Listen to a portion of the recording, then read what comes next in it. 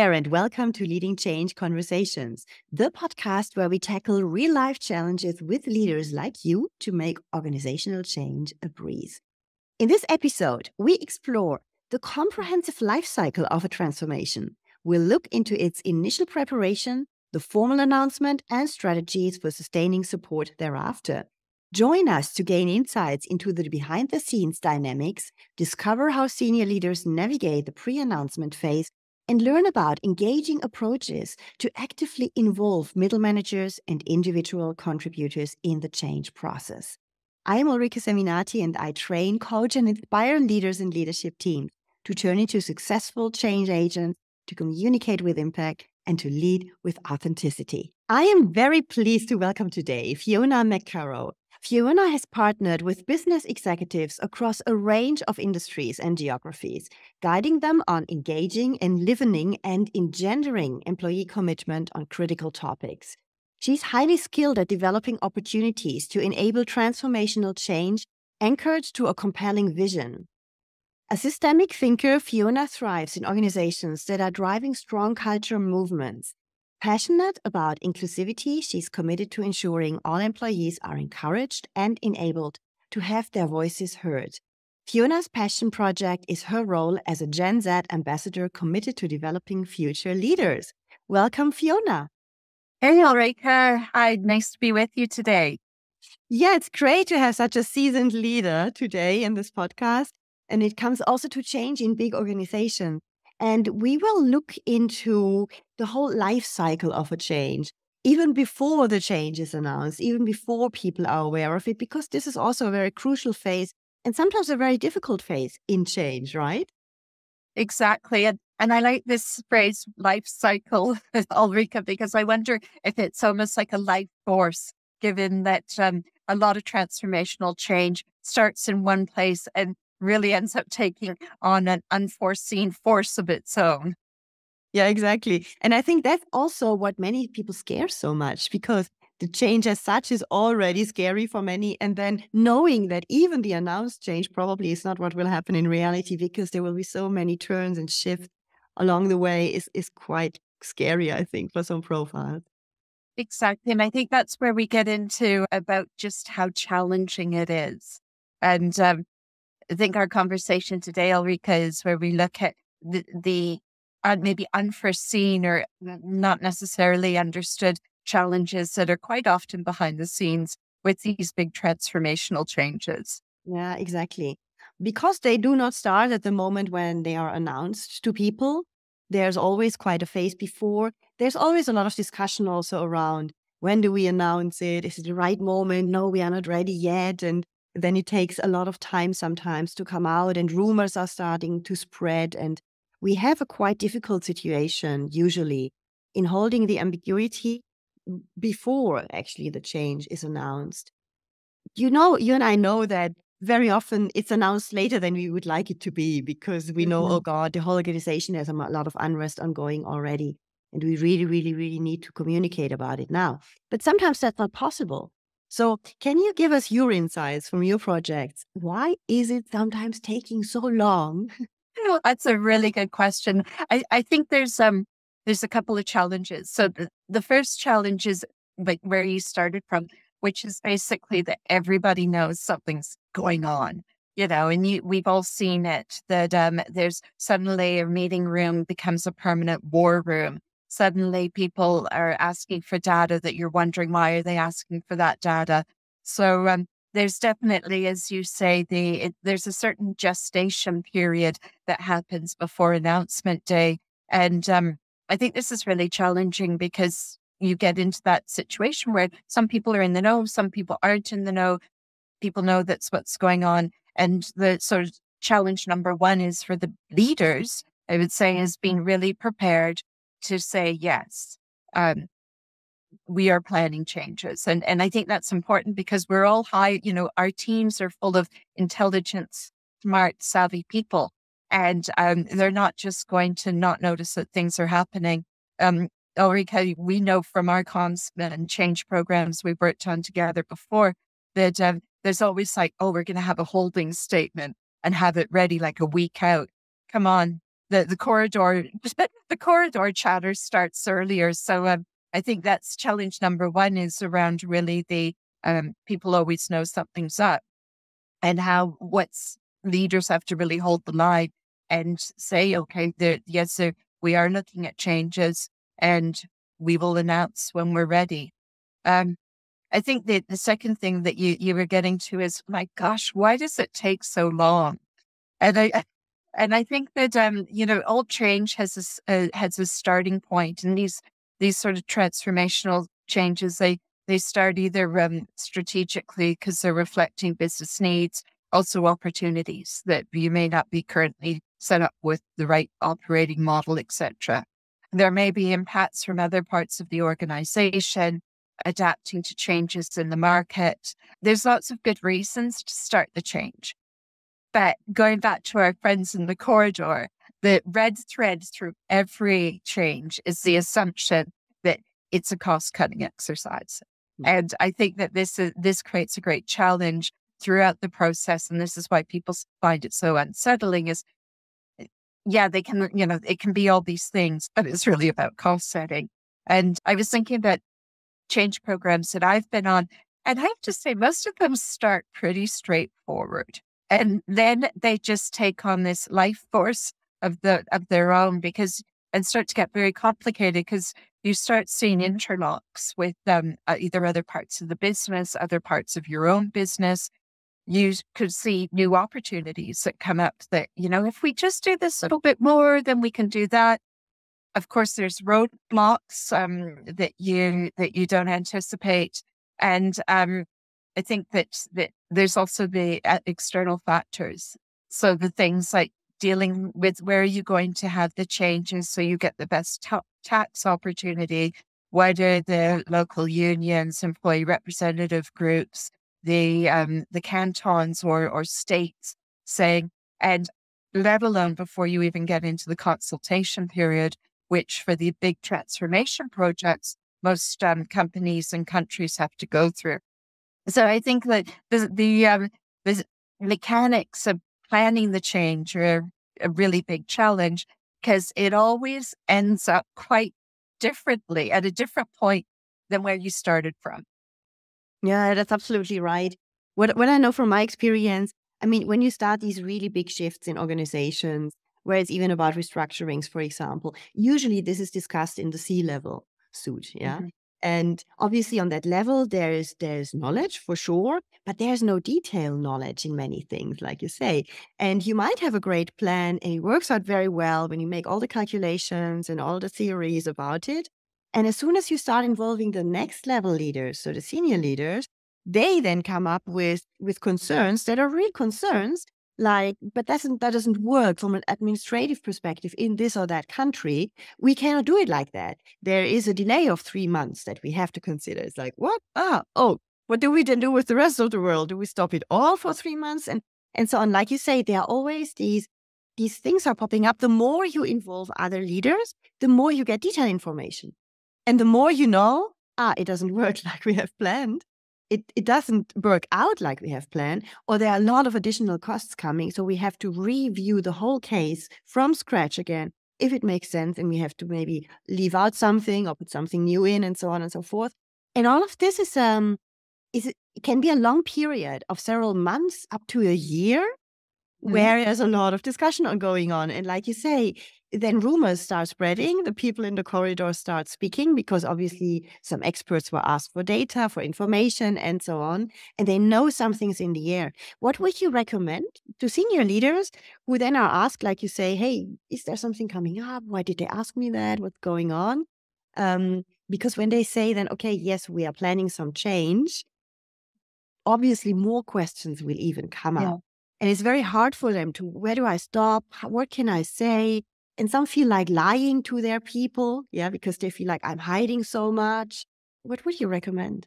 I think that's huge, I think. And I think anybody who's been involved in implementing change, it's a real dilemma, because we've all been involved. We've all been the person in the corridor. We've been the person, we've been in the person working on the org design and the people placement, or the person who's working presenting changes at transformation committees and things. And I think you have a real dilemma because you want to be empathetic and give people that information, give them a bit of information that you think is going to settle them. On the other hand, as a leader, and most of these projects, as you know, are under a non-disclosure agreement, you actually cannot be sharing that information. So I think one of the very difficult things is by holding yourself tight on it and being really consistent. And I go back to this very simple phrase about we are looking at changes to meet the business needs, and we'll communicate when we can communicate. And you have to, and we all know, there's incredibly clever ways. I had somebody asking me a few years ago about, I want to take a vacation and I'm thinking of taking it like a bit off season. Does that work out with you? And it's a bit like, I know you're fishing and I absolutely have empathy with you fishing, but honestly, me giving you half-baked information isn't helping you. And I think this is the other thing about the life cycle of the change is it's up until the final release. Nothing's really certain. We've all had those last minute changes that something comes in or an opportunity comes in and you've had to tweak it. So Ulrike, empathy to leaders about having to hold tight. It can be a bit of a lonely place, but giving half information because you think you're being helpful isn't actually helpful. Yeah, absolutely. Because it creates even more insecurity. And then afterwards, people build on something that is then not materializing. And then it's even worse because then they feel like betrayed in the worst case, whereas this was not at all the intention that the person had when communicating a little bit too much. Now, I think it's always this tricky moment then to say, when are we ready? And I know that if you ask the senior leaders, the decision makers, the CEO, they would like to be as ready as possible usually. That means knowing as much as they can about all the details and be very, very sure about what they are saying, because obviously they do not want to come back to it in 2 weeks or 2 months and say, oh, sorry, I was totally wrong. It was a mistake. We need to do it now totally differently because we have new information. And that leads to this awkward situation where you bring more and more and more people on board. More and more are in the non-disclosure agreement.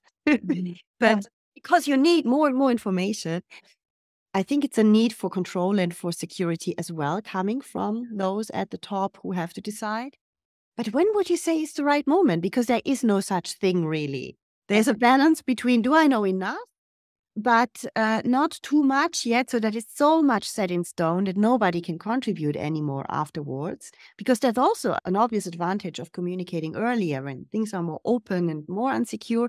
More people can co-create the change then as well. How do you see this balance?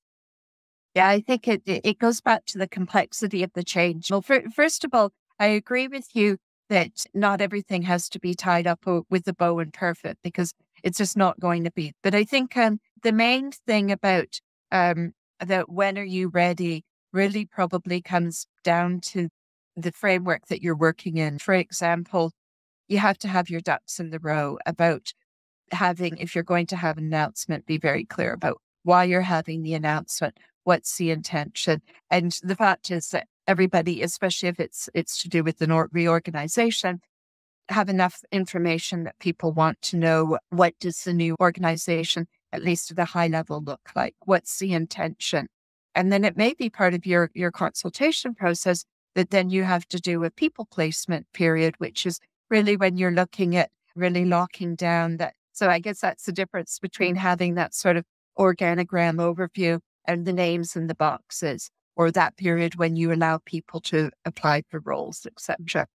And I think when you look at change readiness and you look at the change readiness of the organization, that's really valid.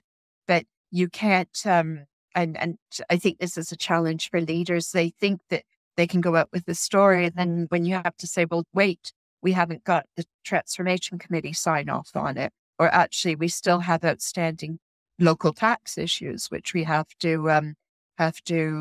look at. And I think that's when it gets even more frustrating because you've been working on this for a long time. You're working on it for a long time. You think you've got the ducks in the row. You know that there's things that you may not have every answer. And then you're basically knocked back. It could be days, weeks, months, because something has come up. And I guess that phrase about it's a marathon, not a sprint, really applies to change programs. So long answer to a very smart question. When's the right time?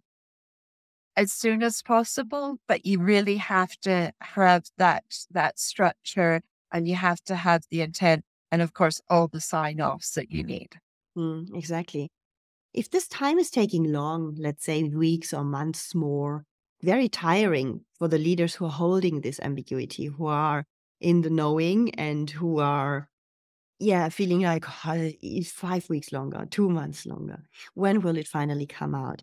And I think it's very draining on their resources, maybe also on their own conviction about the change. And once the final moment comes, or actually the start moment, where it's announced, where they need all their energy, there's quite a fatigue around the change already because they are in it for such a long time. And what I often see then is also that there's this huge gap because they are in it for such a long time, but the people they speak about or they speak to about it, for them it's completely new. They knew something's coming, so they were holding a lot of fear and insecurity in that sense.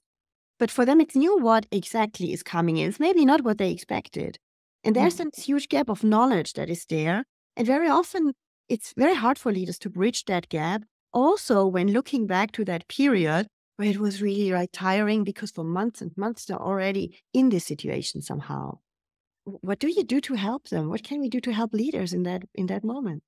Well, I think that's where the change colleagues and the comms colleagues really come together. And also with working with our HR colleagues and also peer-to-peer coaching. So if I think about it, like any marathon, it's tiring. There's a point that you're just like, oh man, when is this going to end? You're fed up with holidays being shorter, having to look at stuff on weekends. You just want it to be over with. But I think there's also an added challenge that comes because, and I'm sure you and your listeners have heard this, well, everybody just focus on the business, and this is just a side. And it is, but I mean, it's so hugely distracting. And what I see with leaders is that the preparing for the change takes much longer, not only time-wise, but is much more resource intense than anticipated.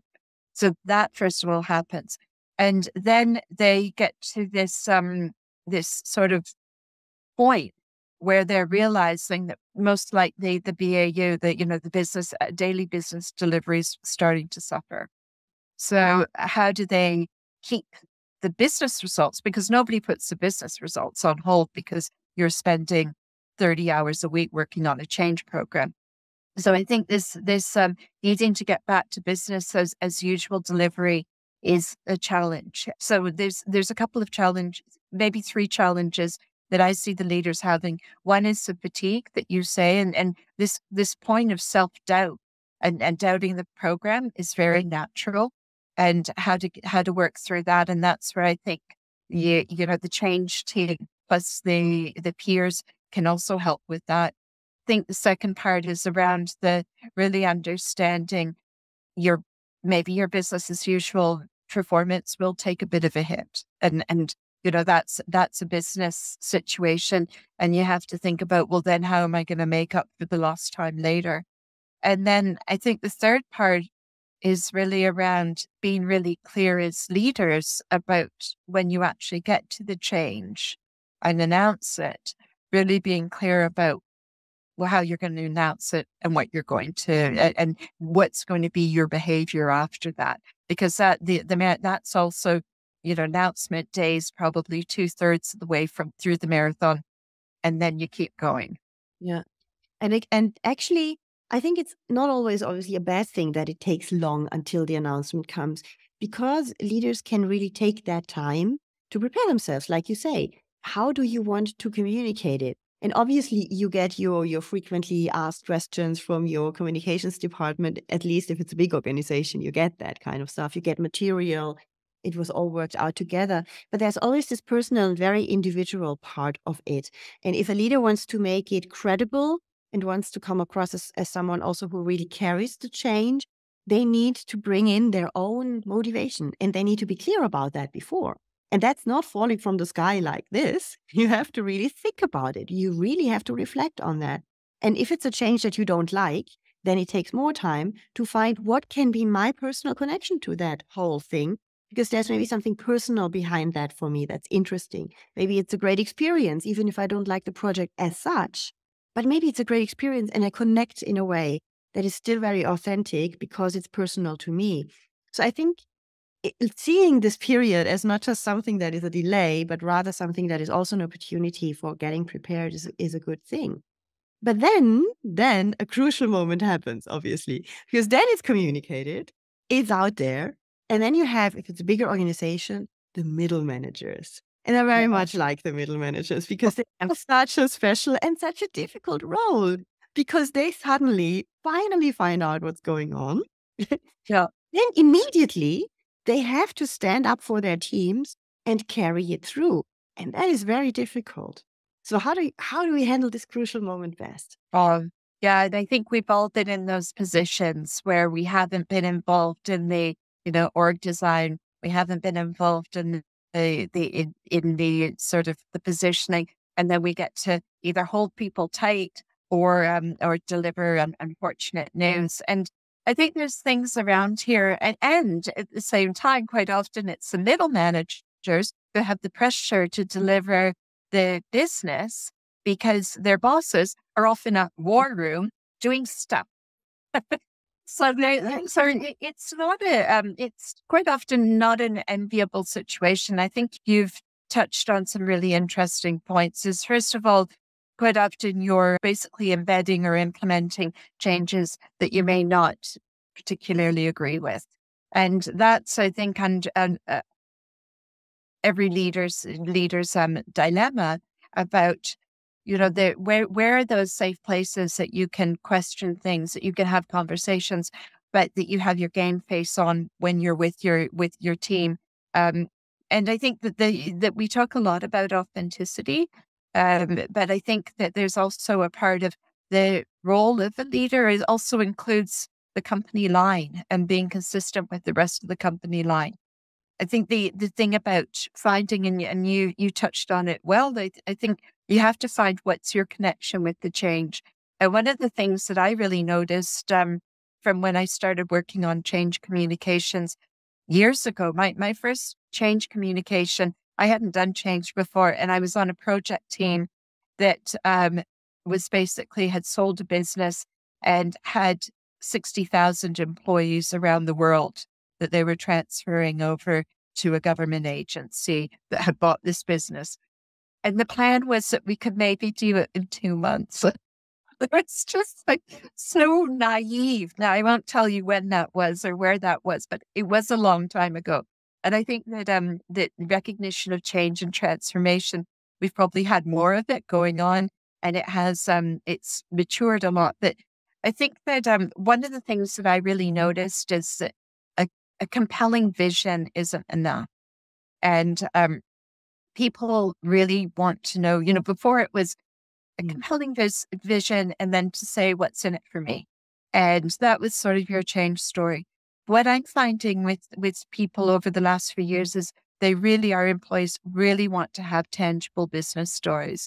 They want to know that if we're doing a relocation or if we're bringing teams together, what's the business outcome? Not that this is going to be great because it's going to create synergies and all these other phrases that we've all written to far too many times. But they really want to know what the tangible outcomes are going to be. And they, even if cost savings won, just be honest with them. So I think for our dear middle managers, communicators can equip them with the coaching sessions and all the onboarding materials. But this creating some type of personal connection with your team is important. Of course, onboarding them as early as possible is the ideal, but I think we would all agree that it's never early enough. However, we know the complications that being under NDA, maybe your change program is going to be stock market sensitive. Maybe you're really up until the last minute finalizing the org structure, for example. So I think that ensuring that there is equipped as possible to communicate. And part of that is the Q&As and the key messages and the decks and all this stuff that we tend to provide them with. But one of the things I think that having this at least time to check in individually with people and just say, and that can either be the line manager of the middle leader, or it could be HR, the change and comms people, just sort of the check-in of, are you okay? One of the things that I was on a change program that we found really helpful was right after the announcement, and we had this continuous drumbeat, because it's not like announcement day, I have my town hall, and then I'm off. That's when the questions usually keep going through people placement, and then those really difficult one-to-one conversations. So one tip could be for engaging those middle managers is having these sort of open door sessions, which are a consistent time, let's say every week for the first couple of months, and maybe every other week after that, and then they drop off. But just have those where you're creating that safe space that the middle managers can get together. You can maybe, if you have a couple of updates, you can give them, but you can also just check in and say, how are you doing? And what are your people asking? Or is there anything you're struggling with? And I think what the joy of that is as the change infrastructure, a comms team, if you set it up, it's amazing actually how it turns into peer-to-peer coaching. And you don't have to prepare a lot of stuff. They don't want to hear from you anymore by that point. You're like, go away, let me get on with the change. But the knowledge and support that they get from their peers is really great. So middle managers don't have it easy. I think maybe just to finish, it's probably better to do one or two things consistently and continuously than trying to overload yourself with lots of different things. And Ulrike, I was thinking of one of your previous guests, because you had a great ex-colleague of ours, Ricardo Troiana, was on, I think, a few episodes ago, and he's a brilliant change leader and leadership coach. But what I really liked was he talked about the ABCs of communication and how to communicate organizational change. And his C, when he said about consistency, I nearly jumped up and did a little dance, because I think it's so important to have this consistency in what you say, but also what you do. And just take care of the middle managers, make them help them be equipped, check in on them, help them create a connection, but also encourage them just to do one or two things consistently and well. Absolutely. And I think this is what we can bring into change programs as security and stability. I always point that out because I know that for people, it's absolutely crucial to have that in their lives. And for a majority of people, it's the main thing they need in their lives. And in change, we usually don't have that very much, but we can bring it in by having a certain consistency, a certain predictability of how people will react or what might happen, or even if things change, then at least we have an idea about maybe the reaction of the person or the way how people behave or how your leader behaves, that you have at least some stability. And that brings me to the last element of the life cycle, which are the employees, all the people in the organization who just get to know what's going on and who still also will have to deal with what you called a lot of unknownsies, because there are many things that might still change throughout the journey where we have to adapt. And what I think is always good, obviously, to have, that nothing is really set in stone yet.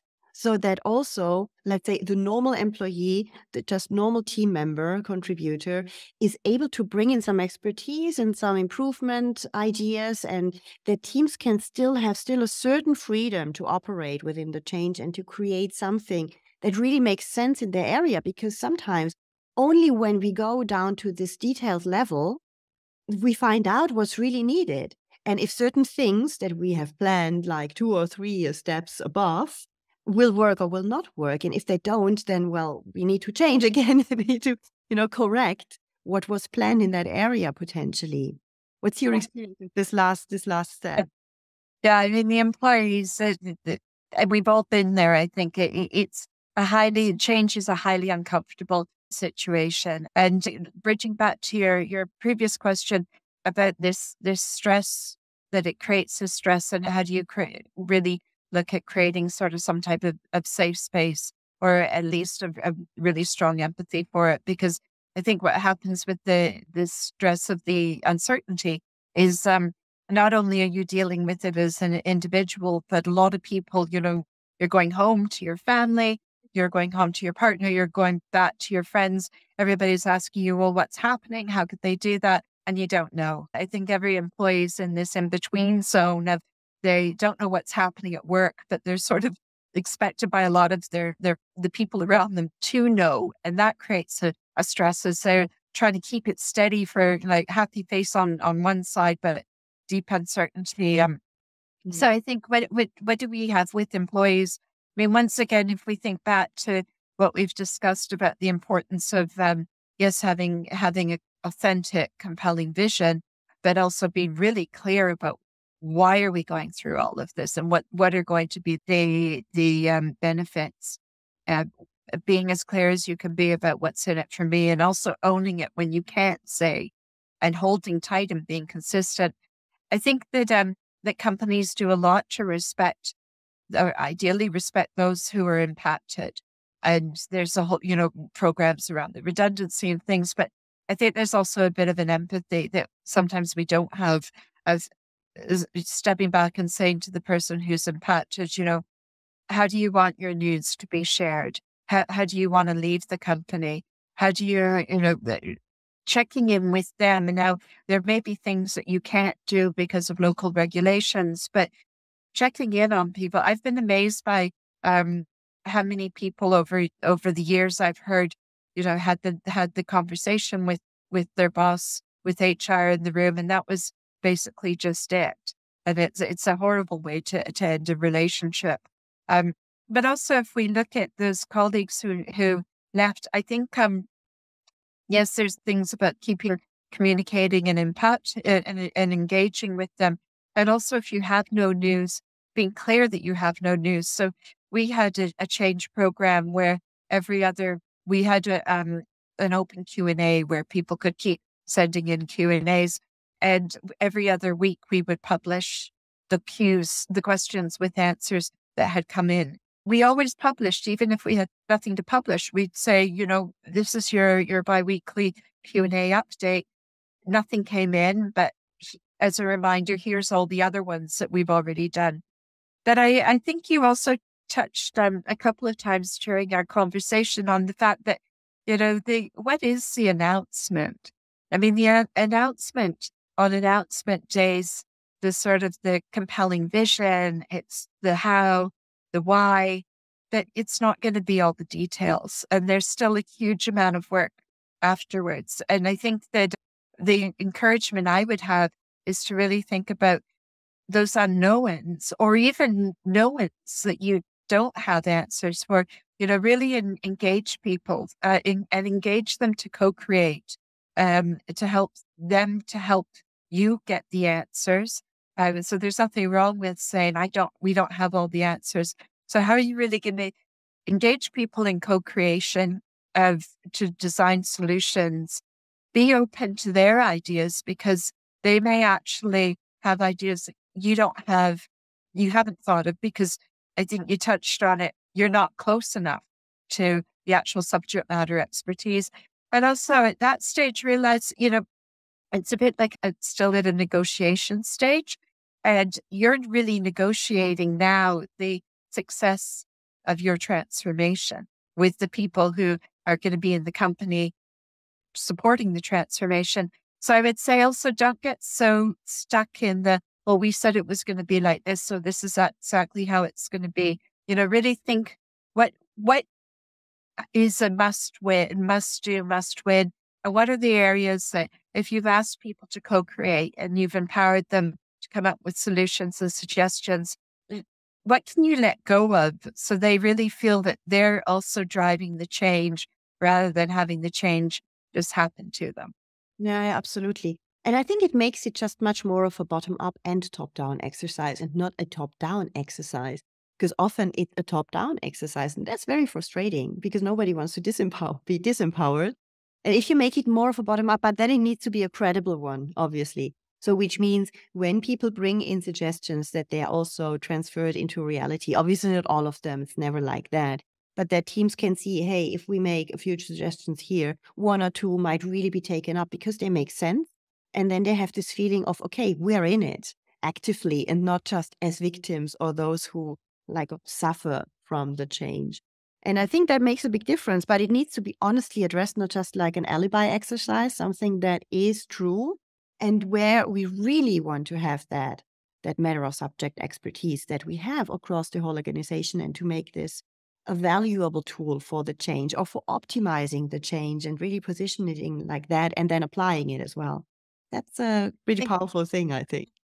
Yeah, and you're sort of referencing box ticking, and I would say so much about really avoid the box ticking. And I was thinking of a change, as you said that about a change program that I had worked on, and the change had been set out, and it seemed on the surface really great. There were teams that were being brought together to do the sprints. The external consultant was helping a bit. And then I was so discouraged one day because I was in a meeting and I heard that basically, yeah, well, we'll just let them run for another week and then we'll shut this down. And I'm like, well, run what?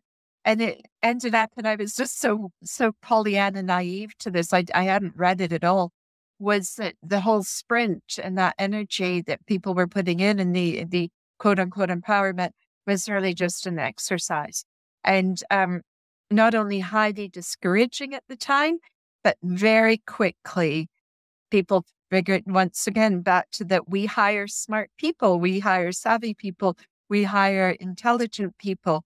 And they figured out that this is a box ticking exercise, and it went really badly.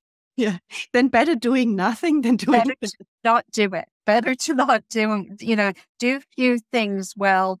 Don't do the box ticking exercise because your smart people will know that you're doing that. Yeah. Yeah, thank you, Fiona. I mean, time is running. And this was a really, really great talk with a lot of great insight. And I will also put in the show notes some of the main points, the main topic areas that we discussed, because there are a lot of takeaways that people who are leading change can take, no matter if they are a senior leader, middle management leader, even as an employee. I think it was an interesting discussion because it's a bit of a look behind the scenes as well, what's going on before actually a change is announced. So thank you for that, Fiona. And thank you for the invitation, Ulrike. It's been great to chat. Yeah. And thanks to the audience for tuning into Leading Change Conversations. And if you want to improve your own skills, you can check out my crisp and effective 90-minute sessions for individuals on my website, ulrikeseminati.com for individuals. And you'll find there a bunch of useful online live classes around overcoming procrastination, surmounting change resistance, communicating with impact, obviously, and influencing through presence, which is out there. So I'm looking forward to meeting you one day. And thank you for listening. And until next time, keep leading, keep learning, and making a difference.